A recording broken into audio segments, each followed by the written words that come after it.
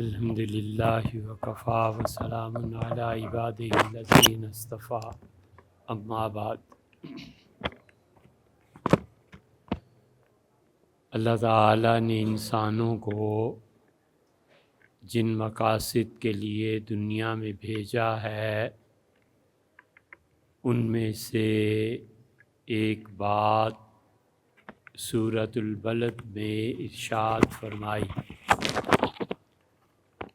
اور اللہ تعالیٰ نے فرمایا کہ لا اقسم بہذا البلد، میں قسم کھاتا ہوں مکہ جیسے پاک شہر کی،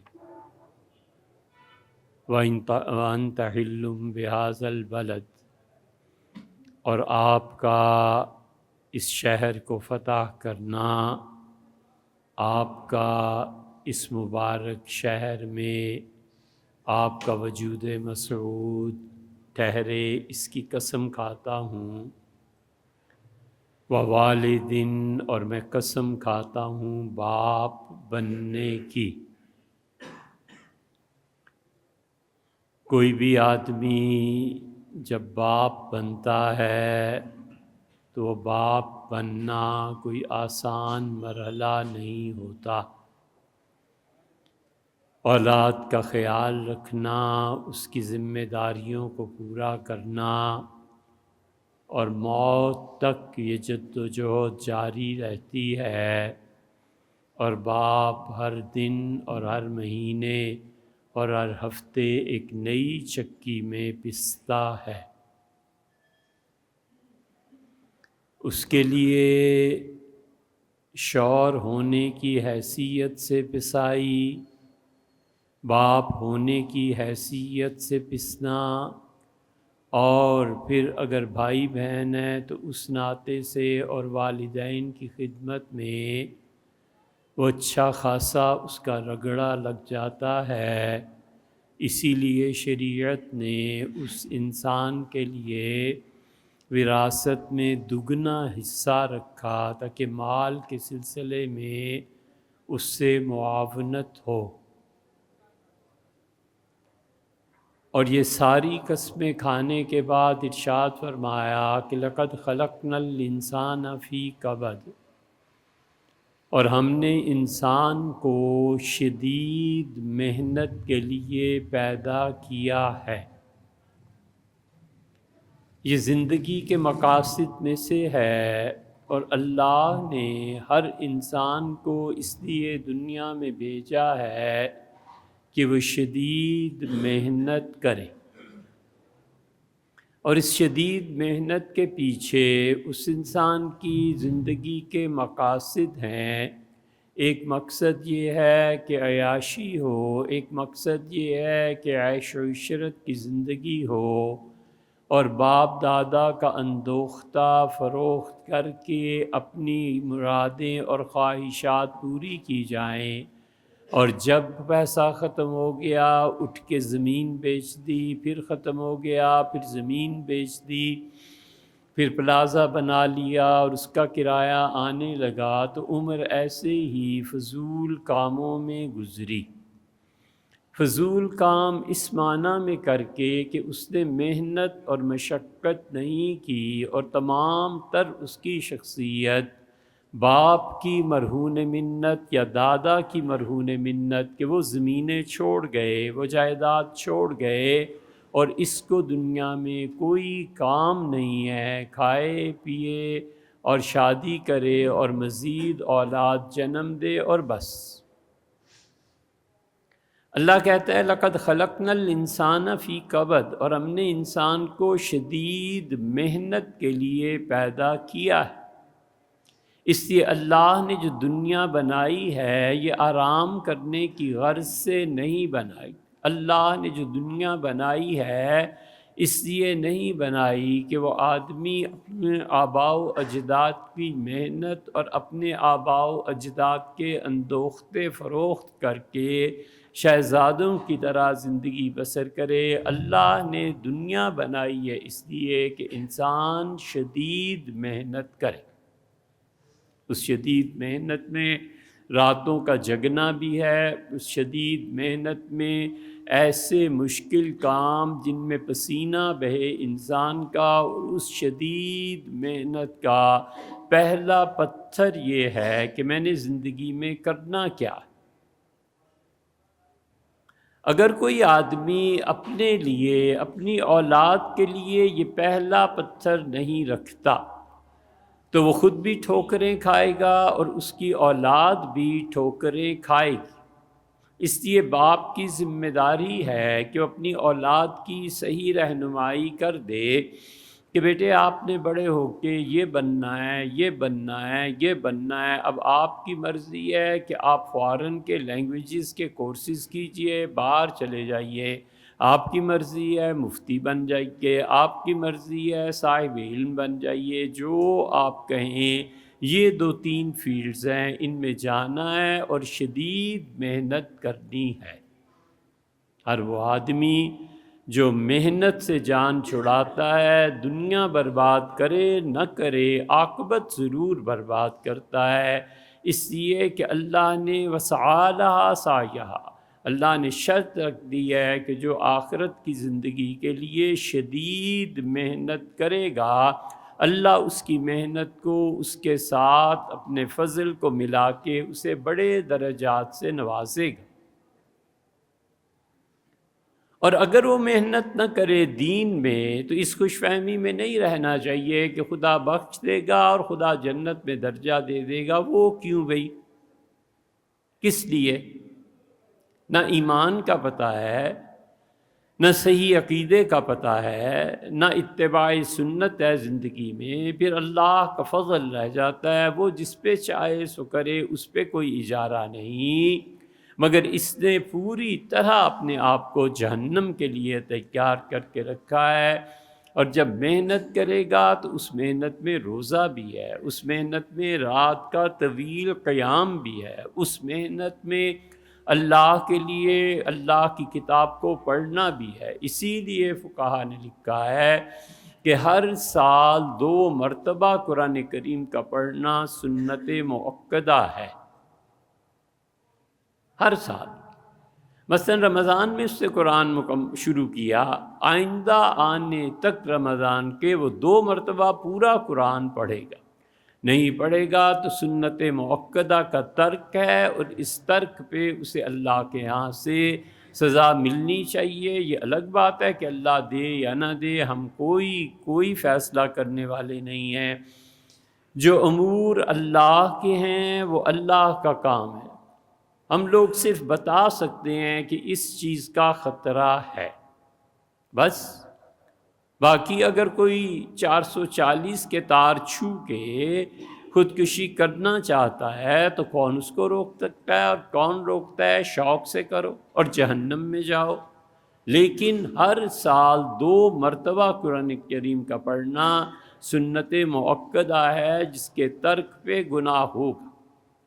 شدید محنت ہے، رات گئے تک اللہ کے حضور کھڑے رہنا ہے۔ اللہ تعالیٰ نے یہی فرمایا کہ میرے بندے تو وہ ہیں کہ سجدم و قیامہ، رات بسر کرتے ہیں سجدے کی حالت میں اور قیام کھڑے ہو کے ہاتھ باندھ کے اللہ کے سامنے۔ اور اللہ تعالیٰ نے فرمایا ہے کہ قیامت میں جب درجات تقسیم ہوں گے تو ہم بتائیں گے کانوا قلیلا من اللیل ما یہجعون، اور یہ میرے وہ بندے ہیں جو رات کو تھوڑی دیر سوتے تھے اور باقی وقت کے لیے میرے حضور کھڑے رہتے۔ نہ وہ روزے پر محنت کرے، نہ وہ تراویح کے لیے کھڑا ہو، نہ قرآن پڑھے، اس کو کون کہے کہ اس کا ایمان مکمل ہے؟ مومن ہے لیکن ناقص ہے، فاسق ہے۔ حضور اقدس صلی اللہ علیہ وسلم نے من قام رمضان ایمانا و احتسابا، جس نے رمضان میں روزے رکھے اللہ کے خوف سے کہ پوچھ ہوگی، احتساب ہوگا، اور ایمان لایا ان تعلیمات پہ جو میں لے کے آیا ہوں، غفر لہ ما تقدم من ذنبہ، تو اس کے پچھلے گناہ اللہ نے معاف فرما دیے۔ عمل کو دخل ہے اس میں۔ پھر فرمایا من قام رمضان ایمانا و احتسابا، جو راتوں کو کھڑا رہا اللہ کے حضور میں اور اس نے تراویح کی نماز پڑھی، لمبی قرات سنی، یہ ہے وہ زندگی جس کو خدا مردوں کی زندگی کہتا ہے۔ نہ اب اسے تراویح پڑھنا ہے، نہ قرآن کریم کو پڑھنا ہے، نہ رات کو اٹھنا ہے، نہ روزے کی مشقت کو برداشت کرنا ہے۔ حج اور عمرے پہ ویسے چلا جائے گا لیکن فرض حج نہیں کرنا۔ یہ ساری چیزیں تو اس کو کس نے کہا ہے کہ بھئی تم اسلام کا دعویٰ کرو، ایک کی بجائے 4 کرو، ان کی خدمت کرو، گھر میں بیٹھو ان کے ساتھ، تمہیں کیا تکلیف پہنچی؟ فرح المخلفون، اور پیچھے رہنے والے بڑے خوش ہیں کہ حضور صلی اللہ علیہ وسلم تو تشریف لے گئے غزوہ تبوک پہ، میں پیچھے رہ گیا اپنے گھر میں۔ اللہ نے فرمایا وہ جو پیچھے رہنے والی ہیں نا ان کے ساتھ بیٹھ جا۔ میں نے مسجد میں پیسہ نہیں دیا جی، یہاں تو بڑی کرپشن ہے، اوفو۔ میں نے مدرسے میں کیا ہوتا ہے؟ سبحان اللہ، تم نے پیسہ نہیں دیا یا خدا نے توفیق چھین لی، منہ پہ مارا۔ اسی لیے قرآن کریم کہتا ہے، اللہ فرماتے ہیں کہ جن لوگوں نے حضور صلی اللہ علیہ وسلم کو فرمایا کہ غزوہ تبوک میں خرچ نہیں کیا، کرہ اللہ بعاصہم، میں نے کہا مجھے نفرت ہے اس بات پہ کہ تم میرے دین کا کام کرو، فثبتہم، میں نے انہیں ان کے گھروں میں ہی بٹھا دیا، توفیق ہی چھین لی۔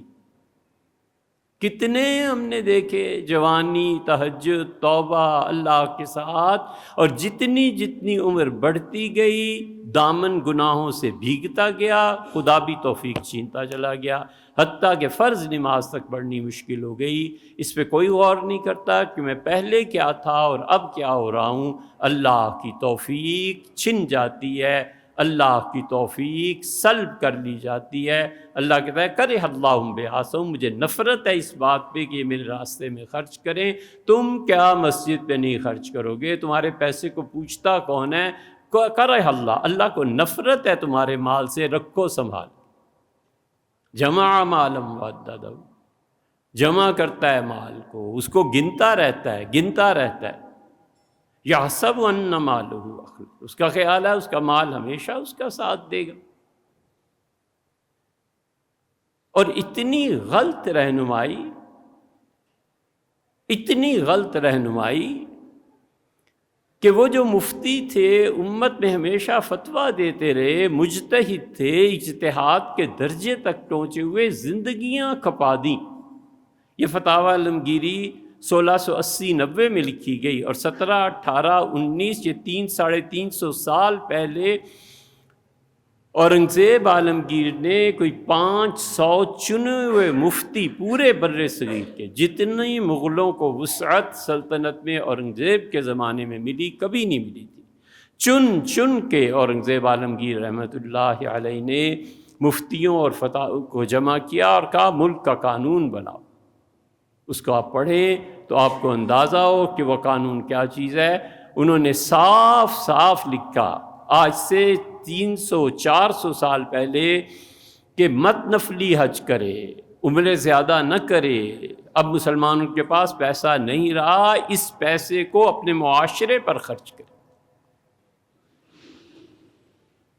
اور حال یہ ہے کہ غزہ میں 200 فلسطینی ابھی پچھلے ہفتے مارے گئے، اور ادھر دیکھو عمرے پہ گئے ہوئے، روز 2-4 فون، یہ مسئلہ، بیت اللہ میں اندر جانے کے لیے آدھا گھنٹہ باہر لائن میں کھڑے رہو، اتنا رش پڑا ہوا ہے۔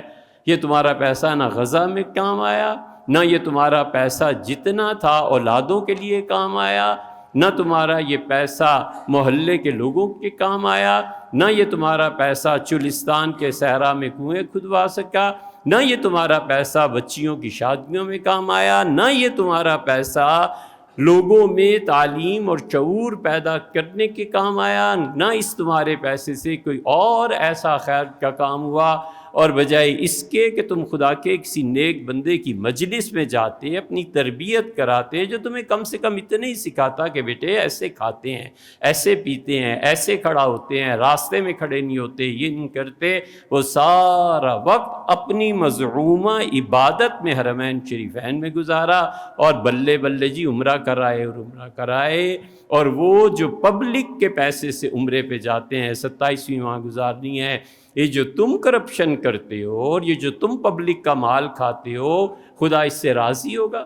حضور صلی اللہ علیہ وسلم نے فرمایا، اللہ کہتا ہے میرے گھر آیا ہے غزی بالحرام، جو لقمہ اس نے کھایا ہے نا یہ بھی اس کا حرام کا پیسہ ہے، ملبسہ حرام، یہ جو حرام کی 2 چادریں اوڑھ کے آیا ہے نا یہ بھی حرام کا پیسہ ہے، مرکبہ حرام، جو ٹکٹ خریدا ہے یہ بھی حرام کا ہے، انا مستجاب لہ ذالک، میں کیسے اس کی دعا سن سکتا ہوں؟ گندگی ہی گندگی اس کے جسم سے لپٹی ہوئی ہے اور جا کے بیت اللہ میں کھڑا ہے اور حضور صلی اللہ علیہ وسلم کہتا ہے یا رب اے میرے پروردگار، اے میرے اللہ۔ اللہ کہتا ہے میں کدھر سے تمہاری دعا سن لوں گا، تم تو سارے حرام کرم کر کے آئے۔ اراکین اسمبلی، اراکین پارلیمنٹ، یہ کون سا پیسہ ہے جس کی بنا پر تم عمرے اور حج کے لیے چلے ہوئے ہو؟ سوچے آدمی، شعور اپنے اندر پیدا کرے۔ اللہ کہتا ہے لقد خلقنا الانسان فی کبد، لوگوں ہم نے تمہیں شدید محنت کے لیے پیدا کیا ہے۔ یہ سب حرام کے پیسے، ہر سال عمرہ، ہر سال حج، اور کچھ خیال نہیں آتا کہ محلے میں کتنے بچے ہیں جو ان پڑھ ہیں، کتنے بچے ہیں جن کا بوجھ لاد لیا ہے، 30 لاکھ مہاجرین بلا لیے تھے، ہجرت ہجرت ہجرت، بھگتو اب اس ہجرت کو، جن کے بچوں کے لیے اس وقت تعلیم کا اگر بندوبست کرتے تو ایک اچھے شہری کی صورت میں ہوتے۔ یہ نہیں سوچا کہ جو پیسہ مانگ رہے ہیں، بھیک مانگ رہے ہیں ایک قوم کے لیے کہ جی یہ کیمپس ہیں افغانس کے، ان میں ہمیں کھانا کھلانا ہوتا ہے، یہ ہوتا ہے، یہ ہوتا ہے، اگلوں نے پیسے دے دیے۔ یہ بھی تو کہنا تھا کہ یار ہمیں 10 20 50 اسکول بنا دیں، ہم اپنے بچوں کی ٹریننگ کریں، یہ امت ہے، یہ قوم۔ اس کی وجہ بنیادی طور پہ جہالت، ایک سے ایک بڑا جاہل، موٹیویشنل سپیکرز اور ان پڑھ، سرے سے پڑھا ہی نہیں ہے، اور وہ دین کا سب سے بڑا قائد ہے۔ ایسے جہلا امت کے، ایسے ہی ان کا قائد ہے، یہی ہونا ہے، اور وہی چل رہا ہے تسلسل کے ساتھ۔ اس لیے رسول اللہ صلی اللہ علیہ وسلم نے لوگوں کو شدید محنت سکھائی۔ مسجد نبوی بن رہی تھی اور ہر آدمی ایک ایک پتھر اٹھا کے لا رہا تھا۔ حضور صلی اللہ علیہ وسلم ایک پتھر اٹھائے ہوئے تھے کندھے پہ، اور اس سے عمار رضی اللہ عنہ نے 2 پتھر اٹھائے ہوئے تھے۔ عمار رضی اللہ عنہ اس وقت کیا 19-20 سال کے لڑکے ہوں گے۔ حضور صلی اللہ علیہ وسلم نے فرمایا عمار بہت اچھا کر رہے ہو، بہت اچھا کر رہے ہو، لیکن تمہیں ایک گروہ قتل کرے گا جو خلافت راشدہ سے بغاوت کر لیں گے۔ اس قسم کی حدیثیں بہت جگہ پہ آئی ہیں، ایگزیکٹ یہ ترجمہ نہیں، مگر یہ کہ اس پہ مباحث ہیں۔ خود ایک اٹھائی، کیونکہ حضور صلی اللہ علیہ وسلم کی محنت امت کے لیے سنت بن جاتی ہے، اور عمار کو اپریشیٹ کیا کہ تم ڈبل کام کر رہے ہو۔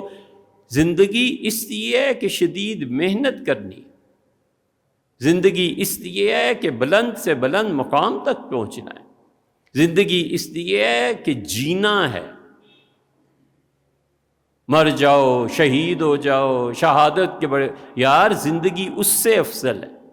وہ تو ایک بار مرنا ہے نا گولی کھا کے، یہ روز مرنا ہے، روز مرنا ہے، صبح مرنا ہے اور شام مرنا ہے۔ اپنی خواہشات کو پورا کرنے کے لیے آنکھیں نیچے جھکا لینی ہے، یہ مرنے سے کم ہے۔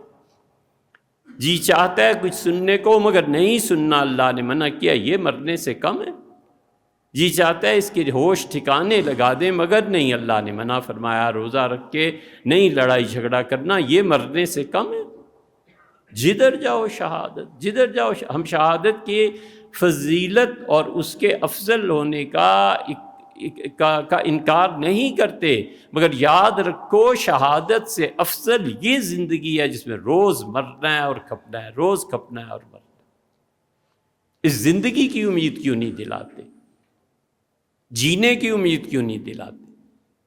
یہ کیوں نہیں سکھاتے کہ بچے محنت کرنی ہے، محنت کے ساتھ جینا ہے، نہیں مانگنا، ہاتھ نہیں پھیلانا۔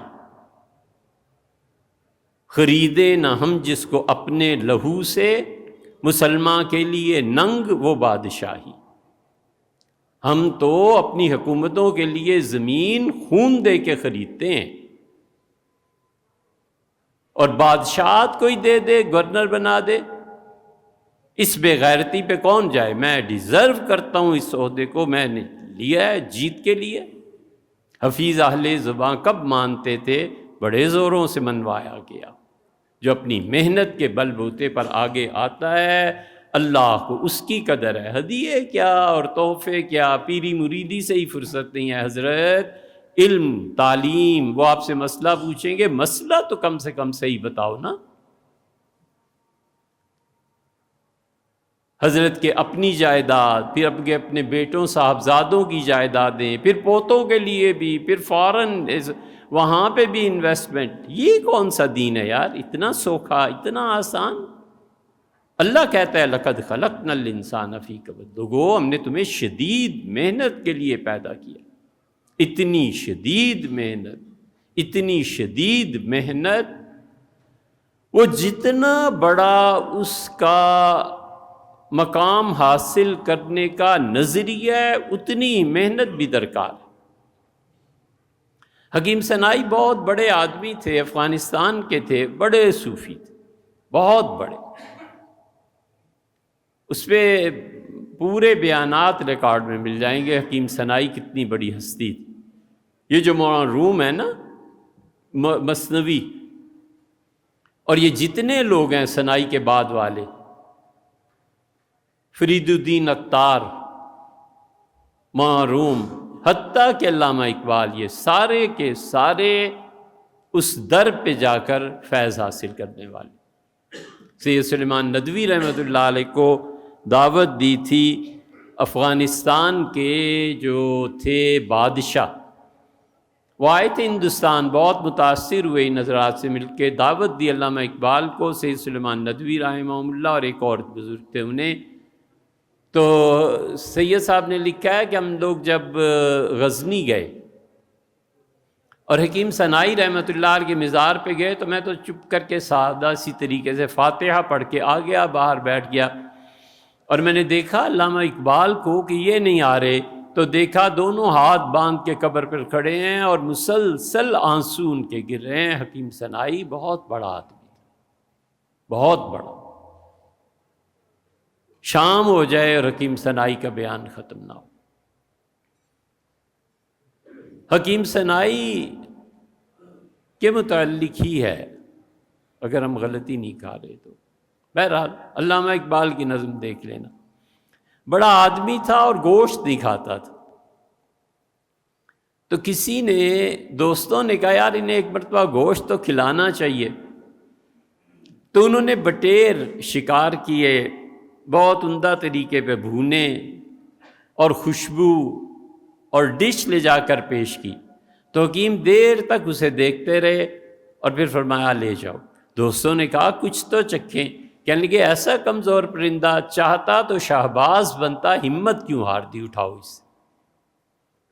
یہ ہے انسان کی زندگی، یہ ہے ہمت کرنا، ہمت کے ساتھ جینا، اپنے مقاصد کو بلند رکھنا۔ یاد رکھو، جو شخص زندگی کے گھوڑے کو اپنی رانوں تلے نہیں رکھ سکتا، اسے چاہیے کہ چار کرے اور گھر جا بیٹھے۔ اسے مردوں کی زندگی میں اترنا ہی نہیں چاہیے، ایسے ہی مردوں کے نام پہ تہمت اور بدنامی ہے، گھر بیٹھو جا کے، سو جاؤ، شام ہوئی تو اٹھا لے گا خود خدا تمہیں۔ زندگی اپنے کنٹرول میں ہونی چاہیے، تھپڑ مارنا چاہیے نفس کے منہ پہ کہ تم مجھے غلام بناؤ گے، جو میں کہتا ہوں وہ ہوگا، جو میں چاہتا ہوں اس کے مطابق زندگی گزرے گی۔ یہ جو صحابہ رضی اللہ عنہ وفات کے وقت کئی ایک جگہ آپ نے سنا ہوگا کہ جب تیر تلوار کوئی چیز، ان کا فز تو برب الکعبہ، کعبہ کے پروردگار کی قسم میں کامیاب ہو گیا، اس لیے کہ زندگی اپنے رانوں کے نیچے رکھ کے اس گھوڑے کو بگا رہے تھے۔ یہ تھوڑا ہی تھا کہ زندگی غالب آ جائے اور تم زندگی کے تابع بن جاؤ، زندگی تمہارے تابع۔ غزہ کو دیکھو، فلسطین کو دیکھو، اپنے حالات کو دیکھو، یہ سب چیزیں سکھاتی ہیں کہ موت دبوچ رہی ہے زندگی کو اور زندگی بھاگ رہی ہے آگے، اور یورپ اور امریکہ اور آسٹریلیا، وہاں پر زندگی موت کے پیچھے پڑی ہوئی ہے، موت جان چھڑاتی ہے، وہ کہتی ہے ٹھہر ابھی میں تیرا کام کرتی ہوں، زندگی غالب ہے، موت مغلوب ہے۔ ہم مرے ہوئے لوگوں پر موت غالب ہے، زندگی اس کے تابع۔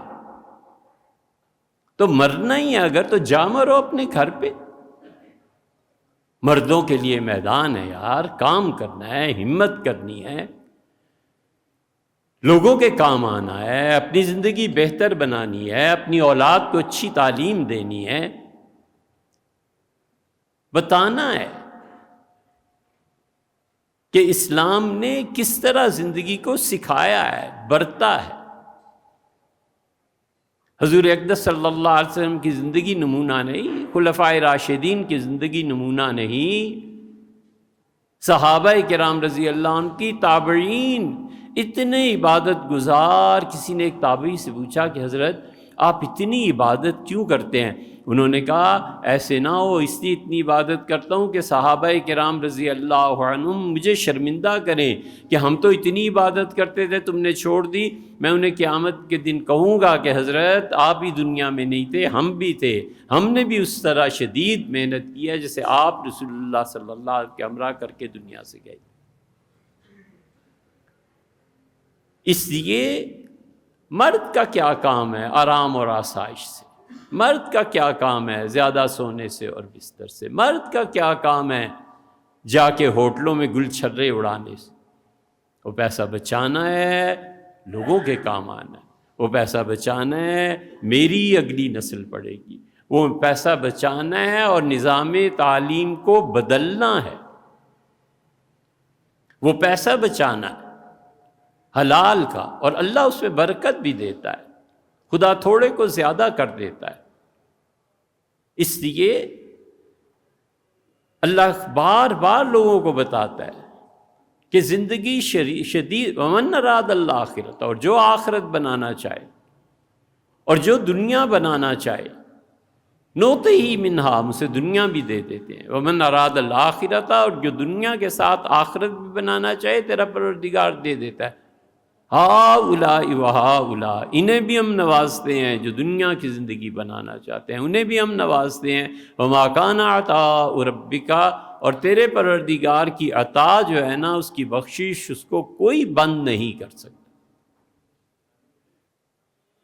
اس لیے اپنے نفس پہ قابو پانا، اپنی زندگی کو اپنے تابع رکھنا، نماز پڑھنی ہے پڑھنی ہے، جانا ہے جانا ہے، نہیں سونا نہیں سونا۔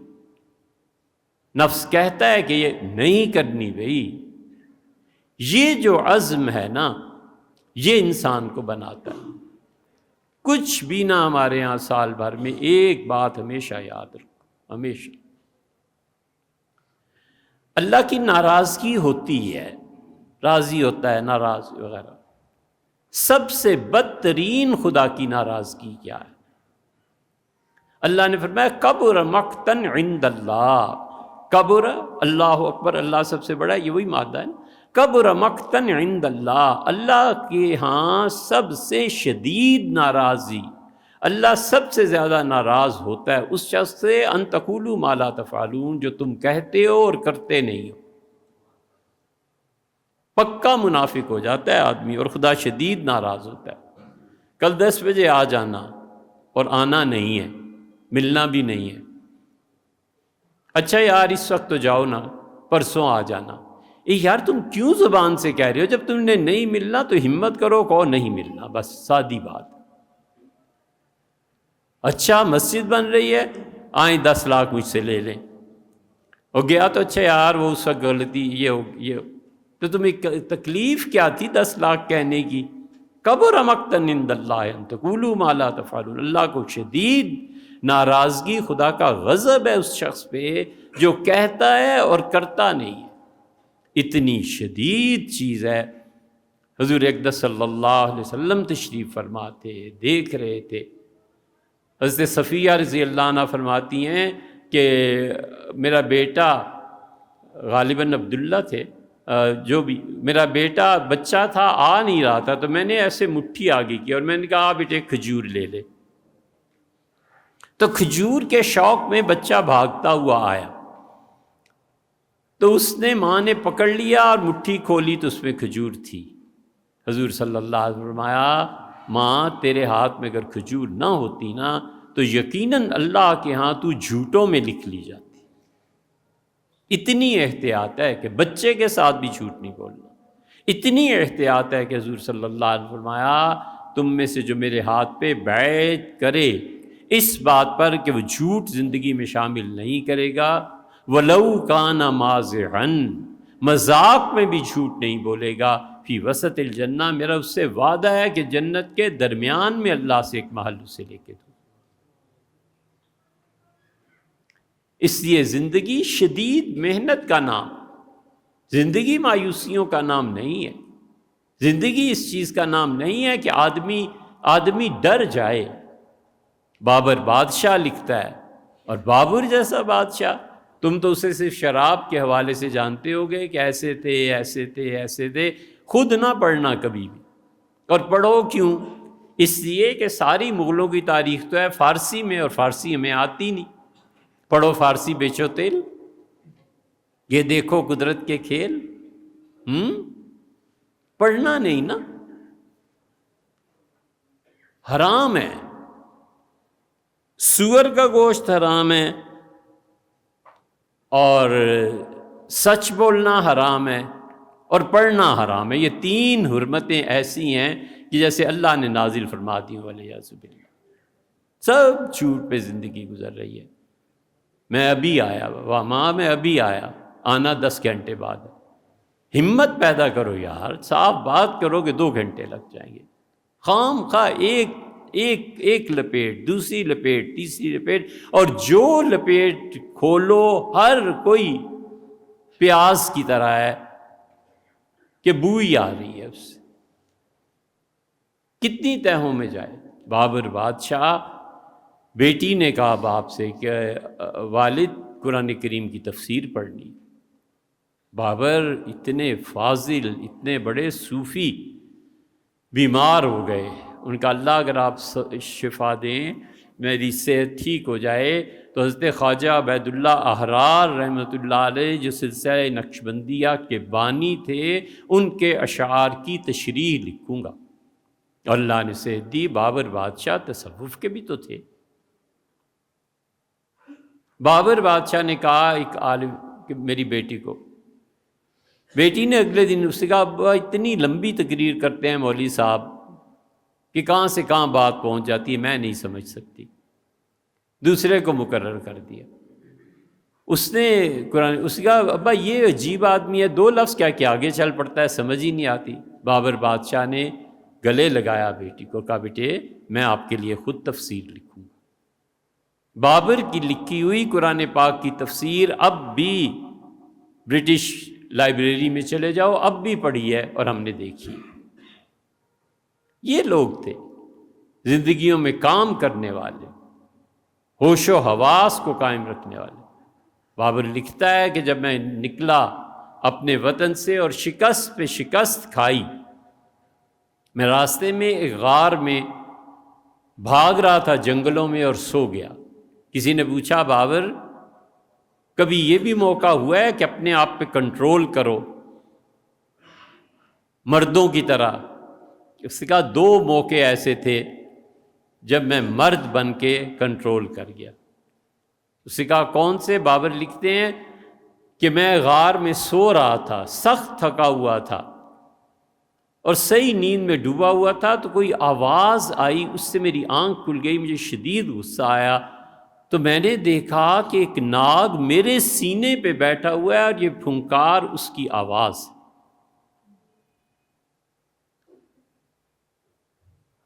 تو اتنا شدید خوف، اور میں نے ہاتھ بڑھایا اور اس کی گردن پکڑ کے مارنا شروع کیا، تاکہ مار دیا اور پھر سو گیا۔ یہ ہے مرد، یہی ہے وہ بخاری میں جو آتا ہے نا، حضور صلی اللہ علیہ وسلم نے فرمایا اللہ محبت کرتا ہے ان لوگوں سے جن کی ہمتیں بلند ہوتی ہیں۔ جن کی ہمت ہی پست ہو، یار کون اتنی لمبی تراویح پڑھے، اتنا گرمی کا روزہ کون رکھے، تو تمہیں کس نے کہا ہے یار اسلام میں آنے کو؟ گھر بیٹھو جا کے، بابر لکھتا ہے کہ دوسری مرتبہ اس نے کہا، دوسری مرتبہ وہ جب میں دربار میں تھا اور میری ساری کیبنٹ جمع تھی اور میری کمر پہ کھجلی شروع ہوئی، مجھے جلد کی کوئی پرابلم ہو گئی اور میرے لیے چند گھنٹے بغیر کھجلی کیے بیٹھنا دشوار ہو گیا۔ میں نے سوچا اگر میں کھجلی کرتا ہوں تو یہ کیا کہیں گے جو سامنے بیٹھے ہیں کہ اس پہ صبر نہیں ہے، اور نہیں کرتا تو پسینے چھوٹ گئے۔ شکر کیا دربار کا وقت ختم ہوا اور گھر جا کے اپنی کمر کو سہلایا۔ یہ ہیں مرد، یہ ہیں وہ لوگ جن سے دنیا قائم۔ اور باقی کئی مرتبہ سوچتے ہیں، آپ بھی سوچو یار اگر اچھی بات ہے، نہیں ہے تو مجھے معاف کر دینا۔ ایک مردوں کا لباس ہوتا ہے، جی چاہتا ہے آفتاب صاحب سے ریکویسٹ کروں کچھ کریں یا جمشید سے۔ ایک عورتوں کا لباس ہوتا ہے، پہنتی ہیں نا مائیں، بہنیں، بیویاں، بیٹیاں، سب مردوں کا لباس بھی ہوتا ہے، آپ کو نظر آتا ہے۔ اللہ جانے آج تک مخنثوں کا کوئی خاص لباس تیار کیوں نہیں ہوا؟ کوئی کمپنی ہو کوئی مخنثوں کا لباس تیار کرے، یقین مانو اس کی سب سے زیادہ اس کی فیکٹری چلے، آگے آپ سمجھ گئے ہوں گے۔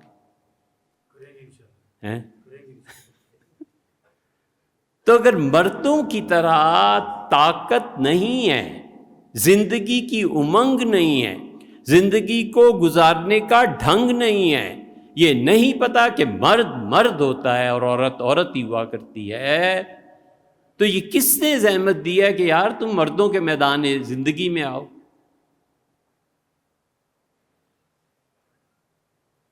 اسپین کا آخری، آپ اسپین جائیں، ہم گئے تو ہر جگہ لکھا ہوا ملتا تھا لا غالب الا اللہ، اللہ کے علاوہ کوئی غالب نہیں ہے۔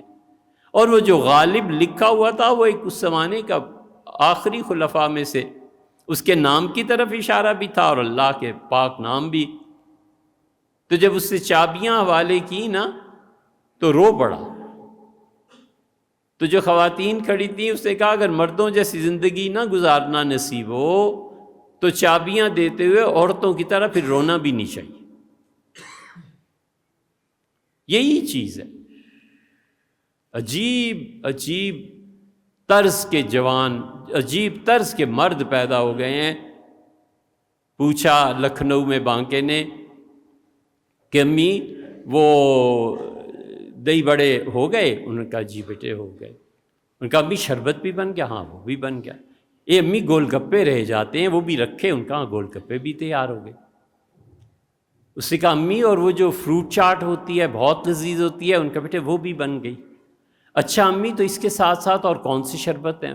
وہ آخر ماں تھی تنگ آئی، اس سے کہا کہ یہ فروٹ چاٹ بھی بن گیا، سب کچھ ہو گیا، بار بار پوچھے جا رہے ہو بانکے میاں، نہ آپ نماز پڑھیں، نہ روزہ رکھیں، نہ تلاوت کریں، نہ صبح کے وقت اٹھ کے سحری کریں، یہ اتنی دلچسپی آخر باورچی خانے میں ہے کیوں؟ نیکی تو تم کرتے نہیں۔ اس کا امی یہ مانا نہ ہم روزہ رکھیں، نہ نماز پڑھیں، نہ تلاوت کریں، نہ کچھ اور نیک کام کریں، لیکن کیا افطاری بھی چھوڑ دیں بالکل ہی کافر ہو جائیں؟